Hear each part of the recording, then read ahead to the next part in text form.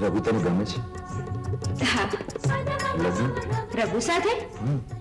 ના ના, એટલે કે મેં એવું ક્યારે નથી વિચાર્યું.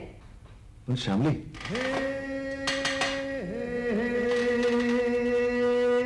એક વાત કહું, તારી સાથે લગ્ન કરવાનું કોઈએ ચોક્કસ વિચાર્યું છે. કોણે?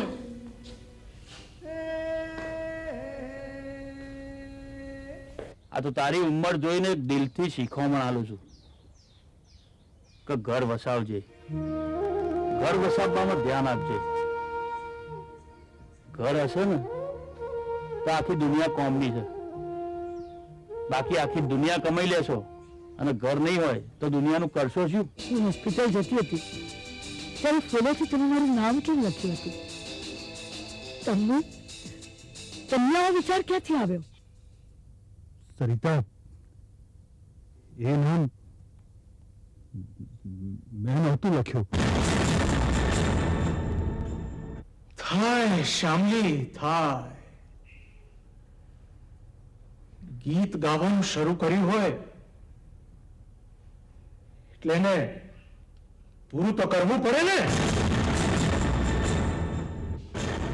ભલે ને કોઈના બદલે કોઈ ગાય.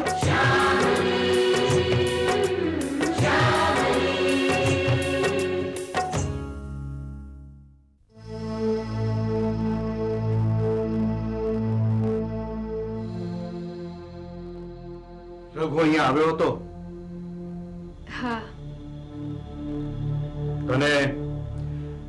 તને એવું કેમ લાગ્યું કે રઘુ અહીંયા આવ્યો એ મને નહીં ગમ્યું હોય, હું ગુસ્સો કરીશ? મારે એની સાથે શું દુશ્મનાવટ હોય? રિલેક્સ. બોલ, રઘુ સાથે શું વાત થઈ તારે? એ બદલાઈ ગયો છે. એમ? સરસ. ના સર, સરસ કહેવાય એવો નથી બદલાયો. તો પછી કેવો બદલાયો છે? એ તો ઓળખાય એવો પણ નથી રહ્યો. તમને ખબર છે ને કેવા કપડાં પહેર્યા હતા? ના. જીન્સનું પેન્ટ પહેર્યું હતું અને રંગીન ચશ્મા પહેર્યા હતા. એમ તો તું પણ ક્યાં ઓળખાય એવી રહી છે? તું પણ કેટલી બદલાઈ ગઈ છે. સર, યાદ છે તને ગામડેથી તું આવી હતી ત્યારે કેવી લાગતી હતી? પણ સર, હું તો તમારા કયાથી બદલાઈ છું. તો પછી એ પણ કોઈના કહેવાથી બદલાયો હશે. હા, એમ જ હશે. આપણે જેટલા સવાલો બીજાને કરતા હોઈએ છીએ ને, એટલા સવાલો આપણે આપણી જાતને નથી કરતા. નથી કરતા આપણે આપણી જાતને. રઘુ અહીંયા આવીને બદલાઈ ગયો, તને ના ગમ્યું. કેમ? કારણ કે એણે અહીંયા આવીને શહેરના કપડા પહેર્યા માટે. એ તને શું કામ ના ગમ્યું? રઘુ બદલાઈ ગયો, તને કેમ ના ગમ્યો? તમારી વાત સાચી છે સર. હા, હું હમણાં જ ખોટો પડીને આવી રહ્યો છું. સર, યસ, હું ખોટો પડીને આવી રહ્યો છું. લગ્ન જીવનના આટલા વર્ષો પછી પણ હું મારી સરિતાને, મારી વાઈફને નથી ઓળખી શક્યો. યસ, નથી ઓળખી શક્યો. એ રોજ બદલાઈ જાય છે. એ રોજ બદલાઈ જાય છે. રોજ વધારે ને વધારે સારી બનતી જાય છે. એ કદાચ સુખી લગ્ન જીવનમાં આમ જ બનતું હશે. હા, એક સવાલ કરું? હા, જો કે આમ તો હું કોઈની પર્સનલ બાબતમાં ઇન્ટરફિયર નથી થતો. પૂછો સર. રઘુ, મારા ને રઘુના સંબંધો વિશે જો કોઈ પણ સવાલ હોય તો નહીં કરતા.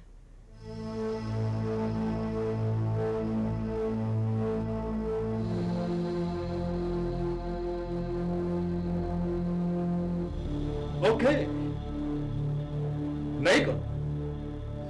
તને કોઈ સવાલ નહીં. પણ રઘુ બદલાઈ ગયો છે, એ તને કેમ નથી ગમ્યું?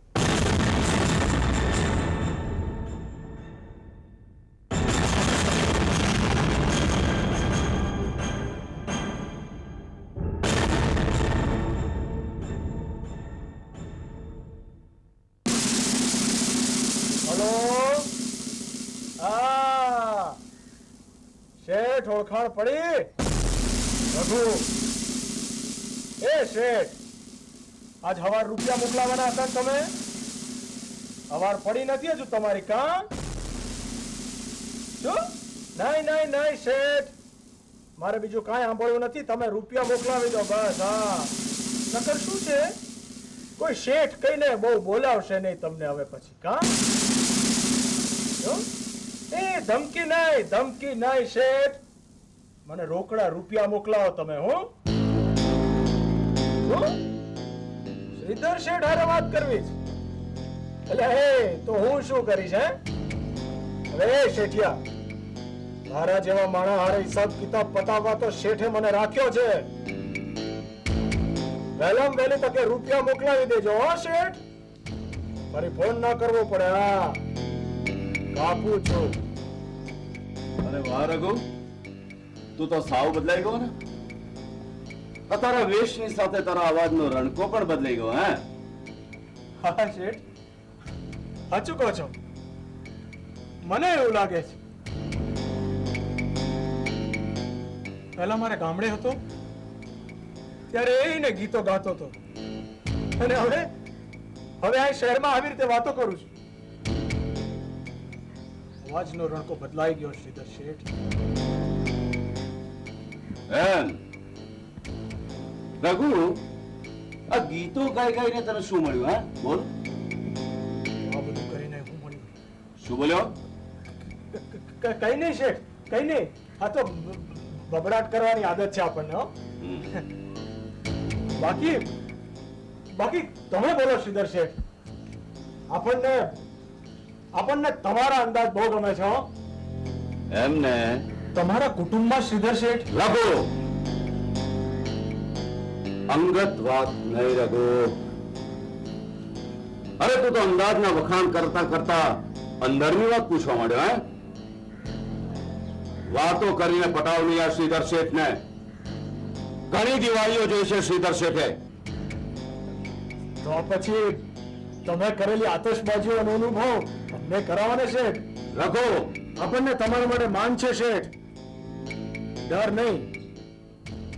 તમે મને કામ આલ્યું, રૂપિયા આલો છો એ માટે, અને તમારી ઉંમરને જોતા જેટલું તમને આપવું જોઈએ એટલું માન છે મને તમારા માટે.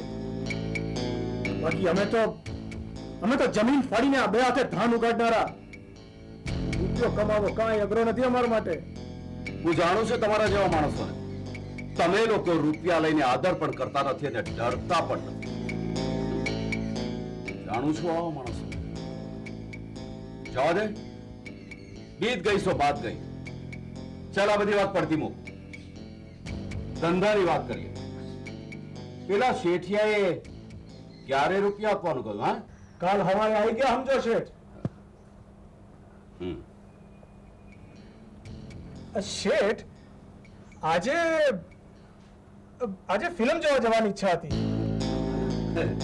તો જાને. ના, આ તો થયું કે તમે હારે આવશો. ના, મારે નથી આવું. કેમ, ગુજરાતી ફિલ્મ જોવાનો શોખ નથી? હે? ના. સારું, તો હું એકલો છું. હા, તું જા.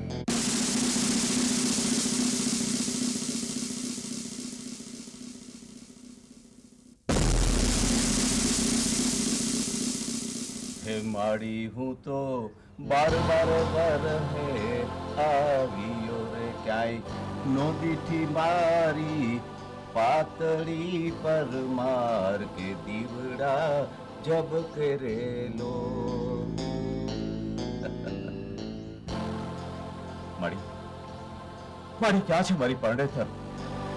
અરે આટલા દિવસો થઈ ગયા એની રાહ જોઉં છું. મારી ક્યાં છે મારી પરણેતર? અરે એના વિરહમાં મારું આખું જીવતર કચડાના રણ જેવું થઈ ગયું. માડી, કચડાના રણ જેવું થઈ ગયું. ક્યાં છે મારું ઘર? અરે ક્યાં છે મારી ઘરવાળી? વાહ ઉપેન્દ્રભાઈ, વાહ.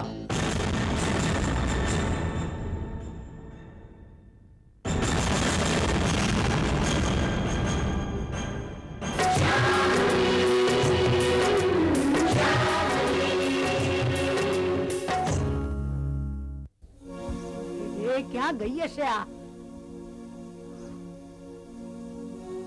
અલી લજ્જા, શું છે? કેટલા વાગ્યા હશે? 5 વાગ્યા હશે. 5 વાગ્યા? હમણાં તો તું કહેતી હતી કે 3:30 થયા, એટલામાં 5 થઈ ગયા. તે 10 મિનિટે કેટલા વાગ્યા ના કરો. ના કહું તો શું કહું? આ 12 વાગે આવવાનું કહીને ગઈ હતી આ શામલી. 5 વાગવા આયા, હજી આ છોકરીનો ઘરમાં પત્તો નથી. હું જાણે ક્યારે આવશે. માં, હું શું જાણું? ને મફત કાકા ગયા છે ને ગોતવા. તમે મારી પણ ના ચીડાવ. શ્યામલી મોડી આવે એમાં હું શું કરું? ને શ્યામલીને ખબર નથી પડતી આટલા મોડા આવાય? ના જવાય ને. તે મારી એ ના જ છે ને. જમનામાં શ્યામલી આવે ને તો એને વળજો પાછા. અરે આવવા તો બે. એને એવી વળીશ કે એને એની હાથ પેઢીઓ યાદ આવી જશે. આવી ગઈ બેટા? ક્યાં ગઈ હતી તું? હું જાઉં. ઉભા રહો મફતભાઈ.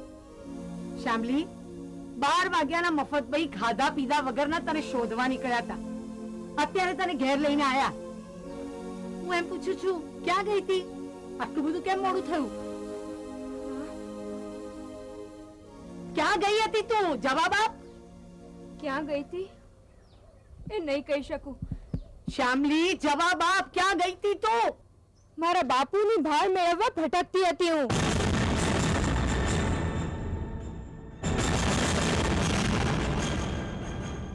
માં, વાત તને સંકોચ થાય એવી હતી એટલે આટલો મોડો જવાબ દીધો.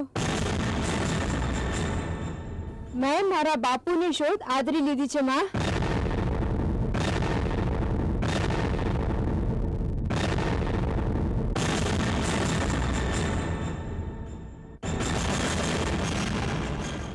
આ માટે જ હું શહેર આવી છું મીનાક્ષી. જ્યારે મારો જન્મ થયો ત્યારે હું શ્યામ હતી અને મારું શ્યામ હોવું એ જ મારા બાપુ માટે નફરતનું કારણ હતું. એ મને અને મારી માને છોડીને શહેર ભાગી આવ્યા. હું મારા બાપુને શોધવા આવી છું એ મીનાક્ષી. શ્યામલી, તારી વાતો સાંભળીને, તને થયેલા અન્યાયને જાણીને તારા માટે અનુકંપા તો જાગે છે, પણ એનાથી શું? હા, અહીં તહીં દરેક જગ્યાએ, દરેક શહેરે, ગામે, શેરીએ એક માણસ પોતાના ભૂતકાળની ભૂતાવળ લઈને જીવે છે. હું તો તને બસ એટલું જ કહીશ, જીવી લે તારી જિંદગી, જીવી લે, સુખી થઈ જા ગમે તે રીતે, પૈસા કમાઈને, પ્રેમમાં પડીને, કે પછી લગ્ન કરીને. પણ મીનાક્ષી, હા શ્યામલી. લજ્જા, તું શું વિચારે છે? હું એ જ વિચારતી હતી કે મીનાક્ષી તું જે પણ કંઈ કહે છે એ કંઈ સાવ ખોટું તો નથી જ. શ્યામલી, તું શું કરી લઈશ જ્યારે તારા બાપુ તને મળશે? શું પૂછીશ તું એમને? શા માટે એમણે તને નફરત કરી એ? શા માટે એમણે તને તરછોડી એ? હા, પછી પછી શું? તારા બાપુ એમના દરેક ગુનાનો સ્વીકાર કરી લે પછી શું? શ્યામલી,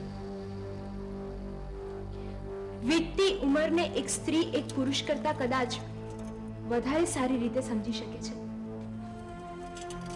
અને આપણે બધા અહીં જીવતા બેઠા છીએ ને, એવું જ એક વૈદક સત્ય એ પણ છે કે એક શ્વાસે આપણી ઉંમર ફૂંકાઈ રહી છે. પણ મીનાક્ષી, મારી સાથે થયેલા અન્યાયનું શું?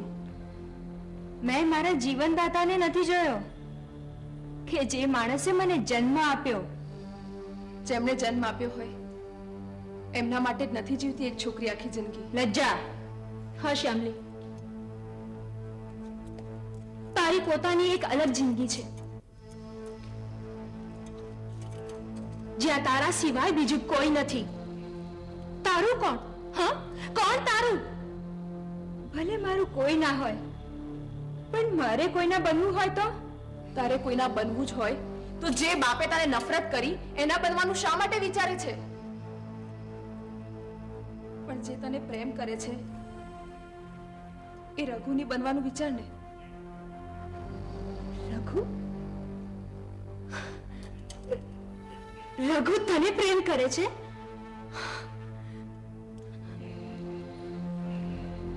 મીનાક્ષી,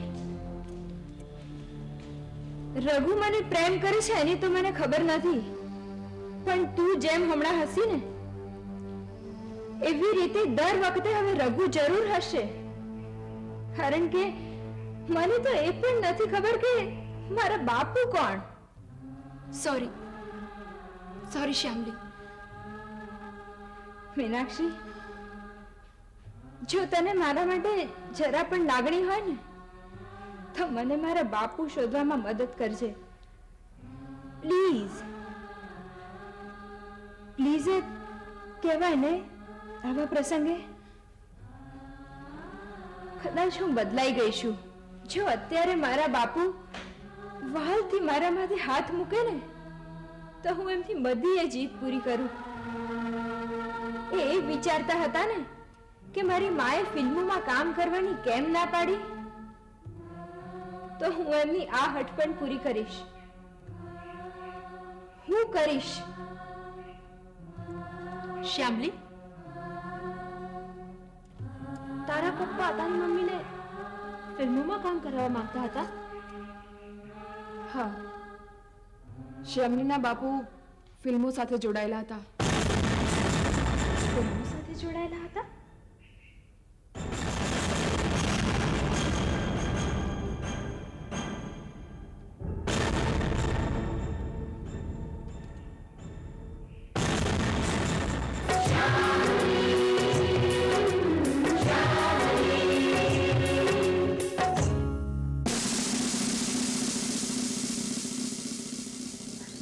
આ શ્રીધર શેઠ જરા વિચિત્ર માણા લાગે છે. હો, મારી હારે ફિલ્મ જોવા આવવાની ના પાડી દીધી અને પોતે એકલા પડ્યા ત્યારે ફિલ્મનો આખો ડાયલોગ બોલ્યા. એક્ટિંગ કરી એમના હિસાબ કિતાબ નોખા રહ્યા હું. મીનાક્ષી તને શું લાગે છે? રઘુ, શ્યામલી આ શહેરમાં એના પપ્પાને શોધવા આવી છે. એની તને ખબર છે? હા, તને એ વાતની પણ ખબર છે કે શ્યામલીના પપ્પા ફિલ્મ સાથે જોડાયેલા હતા? ના, એ વાત તો એને મને કોઈ દાડો નથી કરી. પણ એક મિનિટ, એના બાપુનું નામ શું કહ્યું તું એને? કેમ, શું થયું? આપણે શ્રીધર શેઠ કઈક ગૂંચવાડો છે. કોક વાતે મન મૂંઝાય છે. તને મીનાક્ષી શામલી એના બાપુનું નામ કહ્યું એવું ખરું? મને તો આજ સુધી નથી કીધું. હા, મને કીધેલું પણ ઝડપભેર કીધેલું. શું? યાદ નથી. યાદ કર મીનાક્ષી, યાદ કર. હા, એ વાતમાં કઈ દિવાકર બોલી ગઈ હતી.